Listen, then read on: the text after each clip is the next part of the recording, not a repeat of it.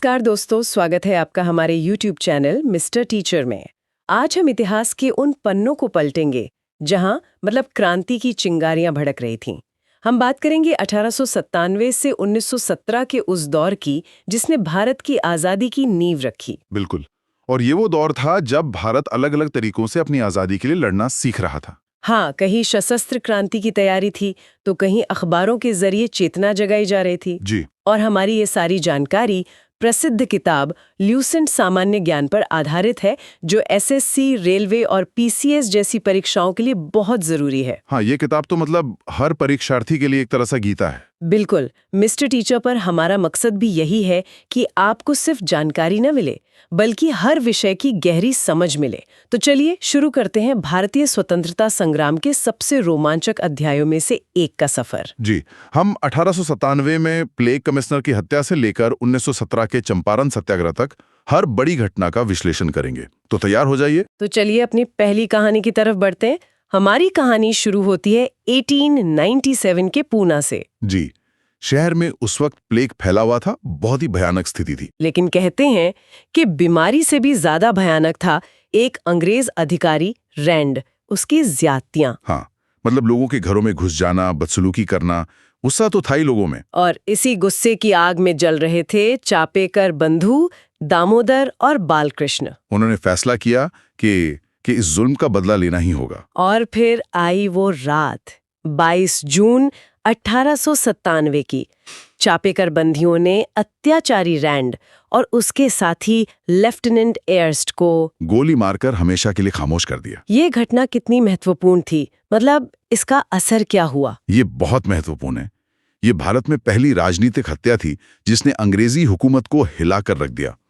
इसने ये संदेश दिया कि भारतीय अब चुपचाप जुल्म नहीं सहेंगे। अच्छा, तो ये हुआ हमारा पहला एग्जाम अलर्ट। हाँ, परीक्षा में अक्सर पूछा जाता है कि चापेकर बंधुओं द्वारा रैंड और एयर्स्ट की हत्या कब हुई। तारीख है 22 जून 1897। इसे याद रखना बहुत जरूरी है। तो ये तो थी बंदूक की आवाज, लेकिन इसी दौर में एक और आवाज थी जो महाराष्ट्र में एक शेर की तरह दहाड़ रही थी। लोकमान्य तिलक। हाँ, लोकमान्य तिलक।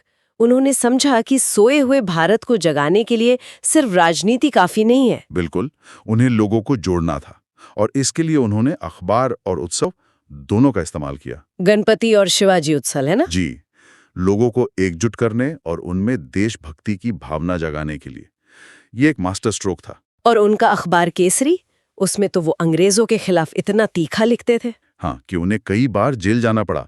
1908 में तो उन्हें 6 साल के लिए बर्मा की मांडले जेल भेज दिया गया था। लेकिन उनकी आवाज नहीं दबी। अंग्रेज उनसे इतना डरते थे कि एक अंग्रेज लेखक थे वैलेंटाइन शिरोल। उन्होंने अपनी किताब इंडियन अनरेस्ट में तिलक को भारतीय अशांति का जनक कहा था।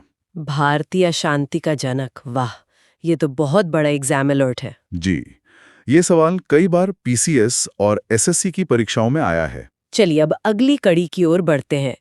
तिलक की कलम आग उगल रही थी, तो दूसरी तरफ बंदूकें भी गरजने को तैयार थीं। बिल्कुल। 1904 में विनायक दामोदर सावरकर ने अभिनव भारत नाम की एक गुप्त संस्था बनाई। और उनका मकसद एक ही काम था, सशस्त्र क्रांति। कहानी में मोड़ तब आया जब सावरकर के भाई को सजा हुई और क्रांतिकारियों ने नासिक के जज जैक्सन से बदला लेने की ठानी। जी, नासिक के एक थिएटर में नाटक चल रहा था और तभी अनंत लक्ष्मण कान्हेरे ने जैक्सन को गोली मार दी। इसने तो ये साबित कर दिया कि भारतीय युवा अब चुप बैठने वाले नहीं है। हाँ, लेकिन इस केस का नतीजा बहुत गंभीर था और एग्जाम अलर्ट के हिसाब से ये नाम बहुत जरूरी है। बताइए। जैक्सन की हत्या के आरोप में अनंत लक्ष्मण कान्हेरे, कृष्णाजी गोपाल कर्वे और विनायक देशपांडे तीनों को फांसी दे दी गई। ये बलिदान क्रांतिकारियों के दृढ़ संकल्प को दिखाता है। अब हम एक ऐसी घटना पर आ रहे हैं जो जेल के अंदर घटी। अलीपुर षड्यंत्र केस 1908। जी। अवैध हथियार रखने के जुर्म में अरविंद घोष और उनके साथियों पर मुकदमा चलाया गया। लेकिन इस मुकदमे का सबसे बड़ा ड्रामा तो जेल के अंदर हुआ। हाँ, जब सरकारी गवाह नरेंद्र नाथ गोसाई की हत्या कर दी गई। जेल के अंदर? ये कैसे हुआ? सत्येंद्र नाथ घोष और कन्हैयालाल दत्त ने जेल के अंदर ही गोसाई को गोली मार दी। अविश्वसनीय। इस घटना के बाद अरविंद घोष सबूतों के अभाव में रिहा हो गए और उन्होंने क्रांति का रास्ता छोड़कर अध्यात्म का रास्ता चुन लिया। और यहाँ पर एग्जाम अलर्ट क्या है? सवाल बनता है कि सरकारी गवाह नरेंद्रनाथ गोसाई की हत्या कहाँ हुई थी? जवाब है जेल के अंदर। ये क्रांतिकारियों की पहुंच और दुस्साहस का प्रतीक था। क्रांति की ये आग सिर्फ भारत में ही नहीं बल्कि विदेशों में भी जल रही थी। बिल्कुल। साल था 1907। एक पारसी महिला भीखाजी कामा ने जर्मनी के स्टुटगार्ट में भारत का झंडा फहराकर दुनिया को चौंका दिया। वो विदेशी धरती पर भारतीय ध्वज फहराने वाली पहली व्यक्ति बनी। जी, और उसी दौर में लंदन में मदनलाल ढींगरा ने कर्जन वाइली की हत्या कर दी। ये संदेश देने के लिए कि हम गुलाम नहीं हैं। ढींगरा को फांसी मिली, लेकिन उनका बलिदान विदेशों में रह रहे भारतीयों के लिए प्रेरणा बन गया। तो यहाँ एग्जाम अलर्ट क्या होगा? तारीख और जगह। भीखाजी कामा ने 22 अगस्त 1907 को जर्मनी के स्टुटगार्ट में तिरंगा फहराया था। ये दोनों ही परीक्षा के दृष्टिकोण से अत्यंत महत्वपूर्ण हैं। अब चलते हैं दिल्ली। साल 1911 में भव्य दरबार सजा, बंगाल विभाजन रद्द हुआ और राजधानी कलकत्ता से दिल्ली शिफ्ट हुई। अंग्रेज जश्न मना रहे थे। लेकिन क्रांतिकारियों ने इस जश्न का जवाब एक धमाके से दिया। रासबिहारी बोस ने वाइसराय हार्डिंग पर बम फेंकने की योजना बनाई। जी, 23 दिसंबर 1912 को दिल्ली में जुलूस के दौरान हाथी पर बैठे वायसराय पर बम फेंका गया। हार्डिंग तो बच गया, लेकिन इस दुस्साहसिक कार्य ने अंग्रेजी हुकूमत की नींव हिला दी। हाँ, और इस केस में मास्टर अमीरचंद और बाल मुकुंद जैसे नायकों को फांसी पर चढ़ा दिया गया। यहाँ एक बहुत दिलचस्प एग्जाम अलर्ट है ना?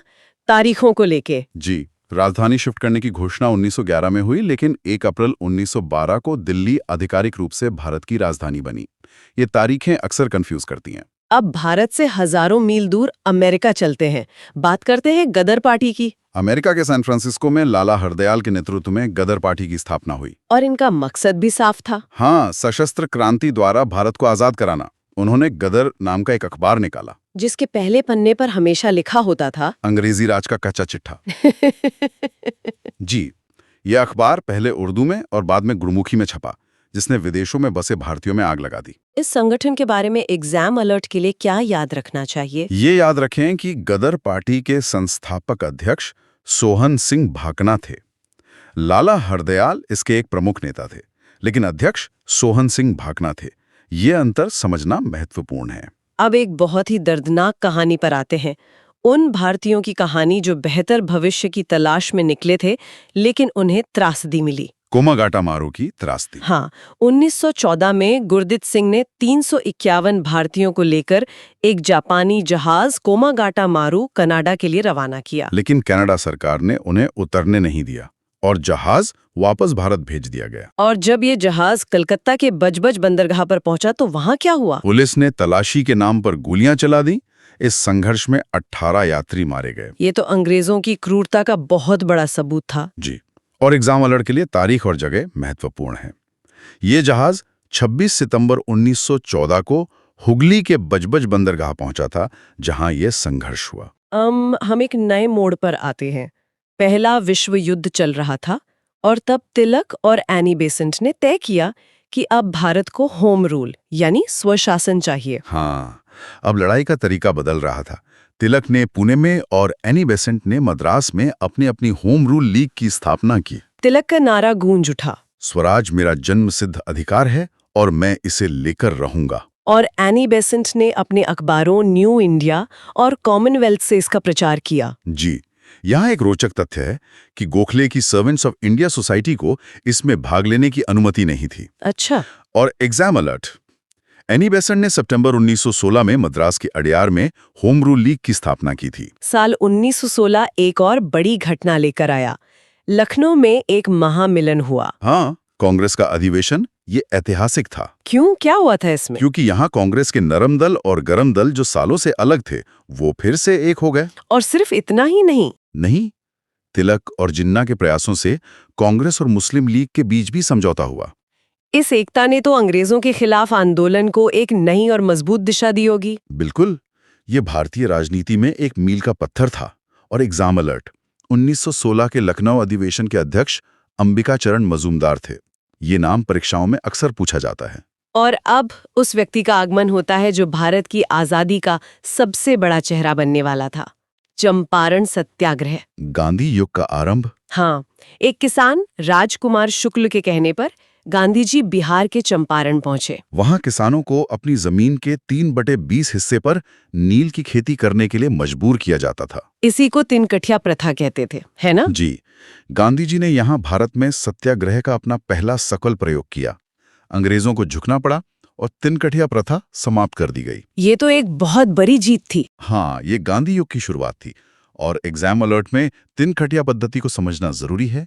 इसका अर्थ था प्रति बीघा 3 कट्ठा जमीन पर नील की खेती करना अनिवार्य था। इस दौर में कुछ और भी महत्वपूर्ण धाराएं बन रही थीं। जी, जैसे 1906 में ढाका के नवाब सलीमुल्लाह खां के निमंत्रण पर मुस्लिम लीग का जन्म हुआ, जिसका मुख्यालय लखनऊ में रखा गया। हाँ, और इससे जुड़ा एग्जाम अलर्ट है कि आगा खां को इसका स्थायी अध्यक्ष बनाया गया था। और क्रांति सिर्फ बंदूकों से नहीं आई। कला के क्षेत्र में अवनींद्रनाथ टैगोर, पत्रकारिता में बिपिन चंद्र पाल और गोपाल कृष्ण गोखले, जिन्होंने सर्वेंट्स ऑफ इंडिया सोसाइटी बनाकर देश सेवा के लिए युवाओं को तैयार किया। ये सोसाइटी कब और कहाँ बनी थी? इसकी स्थापना 1905 में पुणे में हुई थी। ये सभी तथ्य परीक्षा के लिए बहुत उपयोगी हैं। तो दोस्तों, ये जो दौर था 1897 से 1917 का, ये केवल संघर्ष का नहीं बल्कि नींव रखने का समय था। बिल्कुल, चापेकर बंधुओं की गोली से लेकर चंपारण के सत्याग्रह तक हर घटना ने देश के दिल से अंग्रेजों का डर खत्म किया। इन क्रांतिकारियों और नेताओं के बलिदान ने ही तो 1920 के दशक के बड़े जन आंदोलनों के लिए जमीन तैयार की। हाँ, ये उसी अखंड भारत के निर्माण की शुरुआत थी जिसमें आज हम सब सांस ले रहे हैं। एक और एग्जाम अलर्ट जो ध्यान देने योग्य है। बताइए। महात्मा गांधी को 1915 में अंग्रेजों ने कैसरे हिंद की उपाधि दी थी, जिसे बाद में उन्होंने त्याग दिया था। जी, आज की हमारी ये चर्चा दिखाती है कि आजादी का रास्ता किसी एक विचारधारा से नहीं बल्कि कई धाराओं के मिलने से बना था। बिल्कुल सही। और हम मिस्टर टीचर पर ऐसे ही हर टॉपिक को गहराई से समझाते रहेंगे। आशा है आपको ये विश्लेषण पसंद आया होगा।